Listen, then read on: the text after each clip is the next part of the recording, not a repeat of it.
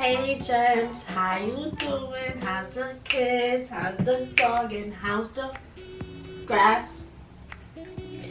All good and swell? Okay, so what we have today is this little puff. Well, ain't nothing about this puff that's little, but we're gonna act like it is. So, let me tell you a little bit about this puff. It is from Sensei. Get this at your local beauty supply store. I got, the style is Afro 11, and I got it in the color 2. I kind of wish I got it in the color 4 because I just wish I did. But they have, you know, other colors. Oh, this is by the Sensation collection. It's a, you know, it's a drawstring pony, 100% Cancaron.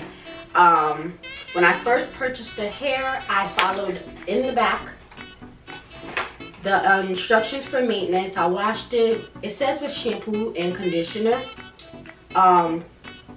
It says a conditioning shampoo, but I only used the conditioner, and then I shook it, you know, shook it, and then I let it air dry, and that was that.